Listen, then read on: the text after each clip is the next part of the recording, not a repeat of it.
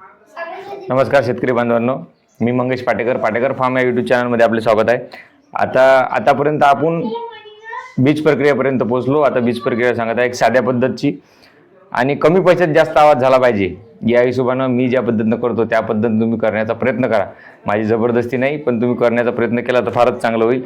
तुरीला ट्रायकोडर्माची फार गरज असते आणि आपण घेतला बूस्टरचा DX फॉर्म मधला ट्रायकोडर्मा। फक्त याच्यातनी गलती अशी झाली की मी पाहिलं याची एक्सपायरी डेट जी आहे हे पुढच्या महिन्यात 2 तारखेला आहे, पण हे डेट तुम्ही पाहून घ्यायची आहे। मी पाहून घेतली कारण की मार्केटमध्ये उपलब्ध नव्हता, म्हणून मला नाईलाजाने घ्यावं लागला। उद्याची जमलं तर म्हणजे उद्या किंवा परवा म्हणजे 30 तारखेला जमलं तर माझी टोकन आहे, तूर टोकन आहे ड्रिपवर।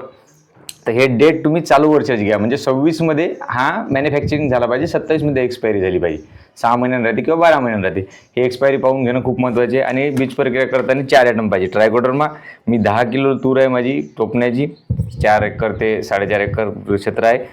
तर ट्रायकोडर्मा घेतला मी 150 ग्रॅम आणि गूळ घेतला थोडासा, मामूलीच गूळ आहे साधारणतः 25 ते 30 ग्रॅम आणि ताक अर्धा गिलास आणि गोमूत्र थोडंफारच गोमूत्र घेतलेलं आहे। आणि आपल्याला पाण्याची गरज पडेल। पाणी किती घ्यायचं आहे आपल्याला, जेवढी तूर टोपायची 2 किलो 4 किलो 6 किलो त्या प्रमाणात दरवर्षी आपण बीज प्रक्रिया करतो त्याच प्रमाणात आपल्याला पाणी घ्यायचं आहे। म्हणजे किती पाणी लागेल बा आपल्याला, तर मी घेतलेलं आहे अर्धा लिटर पाणी, अर्धा लिटरपेक्षा थोडं कमीच आहे। तर आपण पहिल्यांदा टाकूया ट्रायकोडर्मा। हा ट्रायकोडर्मा टाकला। ट्रायकोडर्मा टाकल्यानंतर गूळ टाकून घ्यायचा, गूळ बारीक करून घ्यायचा आहे, बारीक करून घ्यायचा आहे म्हणजे जेणेकरून काय होईल लवकर विरघळेल। आणि हे ताक घ्यायचं आहे आणि नंतर तर घ्यायचं आपल्याला गोमूत्र।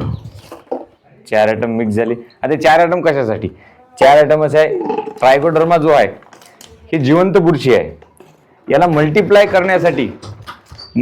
करण्यासाठी आपण ही 3 आयटम घेत आहे, गोमूत्र ताक आणि गूळ। आता यातनी काय करायचं आहे, काडी फिरून हे एकजीव करून घ्यायचं आहे आणि याला कापडानं चांगल्या सुती कापडानं बांधून ठेवायचं आहे। साधारणतः याला 72 घंट्याच्या आधी बीज प्रक्रिया करायच्या, 72 घंटे आधी हे करायचं आहे। काही एकदा ढवळल्यानंतर ढवळाचं काम नाही, एखाद्या दिवशी ढवळलं तरी हरकत नाही। आणि याच्यातलं जे राहिलेलं पाणी आहे जे आपण जिलेबीला वापरतो पास, त्याचप्रमाणे आपण नवीन ट्रायकोडर्मा बनवायला गेलो त्यावेळेस काय होईल का हे पास तुम्हाला उपयोगी पडेल किंवा तुम्हाला ड्रिंचिंग करता येईल, उपयोगी उरलेलं पाणी तुम्हाला उपयोगी पडू शकते। तर त्याच पद्धतीनं आपल्याला हे मिश्रण तयार करायचं आहे आणि बीज प्रक्रियेला जास्त चोळायचं नाही आहे। साधारणतः त्याला लागलं पाहिजे समप्रमाणात, याप्रमाणे बीज प्रक्रिया करायची आहे। 1 दिवस आधी म्हणजे उद्या तूर टोपायची, आदल्या रात्री करायची आहे, मस्त सावलीतनी आपल्या घरातनी सोकू द्यायचं आहे।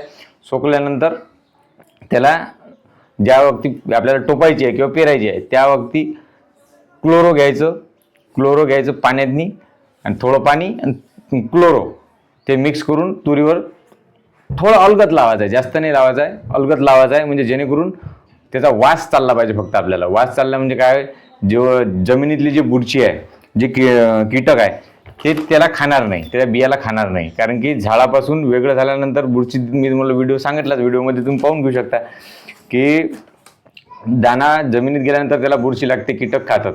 तर त्यामुळे तुम्हाला क्लोरोची नंतर दुसऱ्या दिवशी क्लोरोची बीज प्रक्रिया करायला लागेल, ते थोडा कमी प्रमाणात। आणि क्लोरो आपण अर्धा लिटर आणलं तर आपल्याला तुरीला सोयाबीनला कामीच पडणार आहे।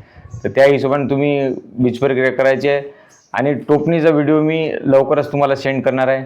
आणि मित्रांनो, हा व्हिडिओ आवडला असेल तर लाईक करा, शेअर करा आणि इतर मित्रांना पाठवा, जेणेकरून कमी खर्चात जास्त आवाज, म्हणजे कमी खर्चातनी आपल्याला जास्त उत्पन्न कसं घेता येईल या पद्धतीने आपण मार्गदर्शन करण्याचा प्रयत्न करतोय। धन्यवाद।